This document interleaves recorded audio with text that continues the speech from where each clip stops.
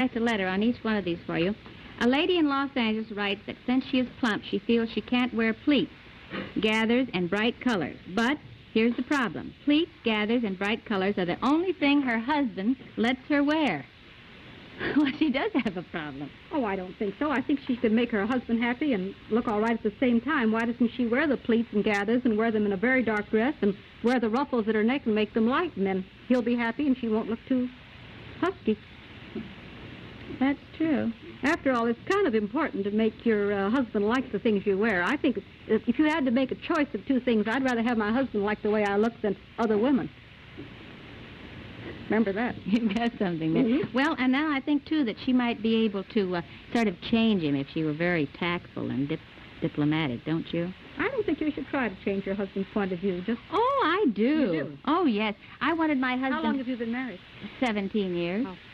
I wanted my husband to do some work around the house, you know, fix the screen doors and do little things, and he wouldn't do a thing.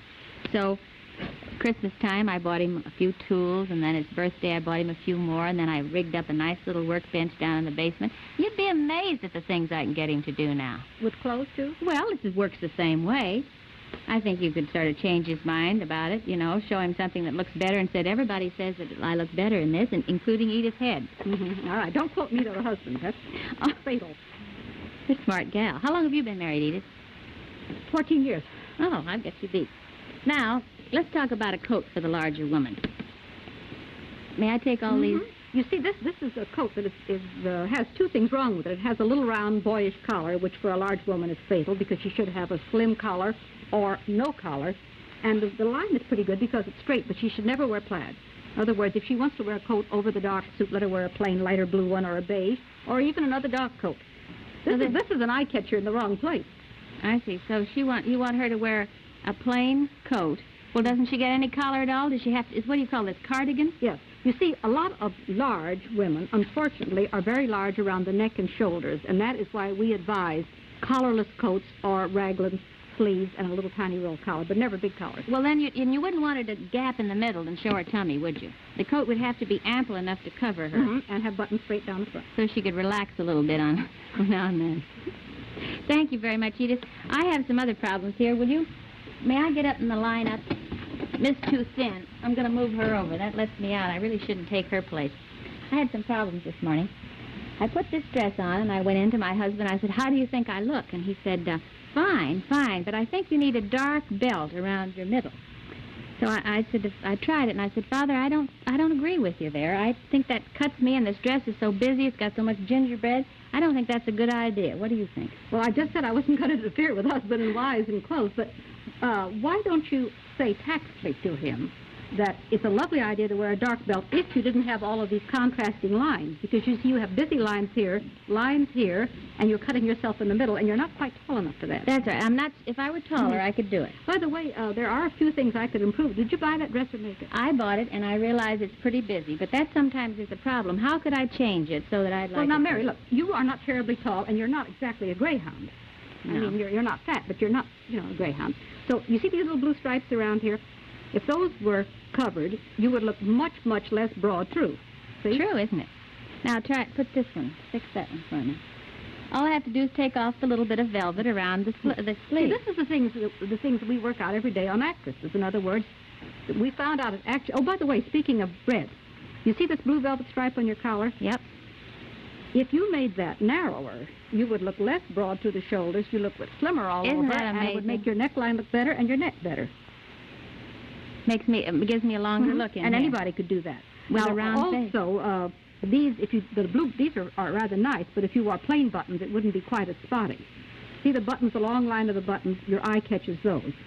And by the way, speaking of buttons down to the bottom of your vest, do you know that your shoes don't match? Yes, I put 2 different shoes on because this morning I also had a little discussion on whether I would wear the fancy shoe, which is sort of summery, or whether I would wear the plain shoe since the dress was very busy. So I thought, well, I'll just solve that. I'll wear one of each to the studio and let Edith Head tell me. Way? Yes. I know I'm a little crazy, but... Well, it's very simple. It depends on what you're going to do. If you're going to a luncheon or a party, or you're going to be with other women who are dressier, you wear the dressier shoe. If you're shopping... This one, the dressier one. If you're shopping, you're going to be doing walking and things like that on the street, then you wear the plain one. In other words, either shoe is correct. But your dressy shoe is for dressy occasions, and your plain shoe for, more practical times. Several years ago, do you remember, Edith, if you went in to buy shoes, all you could get were those ankle strap affairs, and they cut me off because I'm not too tall, and they made me look short. Ankle straps are only for very slim ankles and very long legs and very tall girls, but not for shorter women. Thank you very much for the nice advice, Edith Head. And I'm sorry about disagreeing with your husband. Oh, no, well, that's all right, but I'm going to do that. You see, if we were making clothes at home, we buy patterns, we should remember the little things that Edith has told us. Well, everybody should sew anyway, so... What are you making at Paramount now so we can watch for a picture?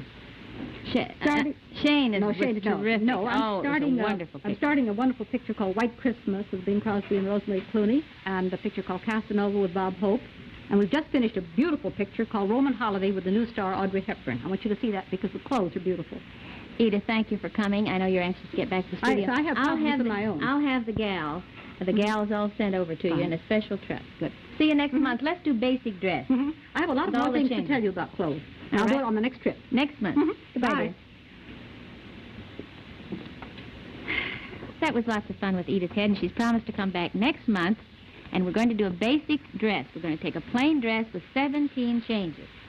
You know, when Edith was pointing out my little buttons here, I was thinking about how simple it is to sew on buttons or make these buttonholes if you have a false dial-a-stitch sewing machine. But not only that, not all the 11 fabulous stitches that it does, like blind hems, when you rip out your hem, but false dial-a-stitch does some terrific things without changing the tension.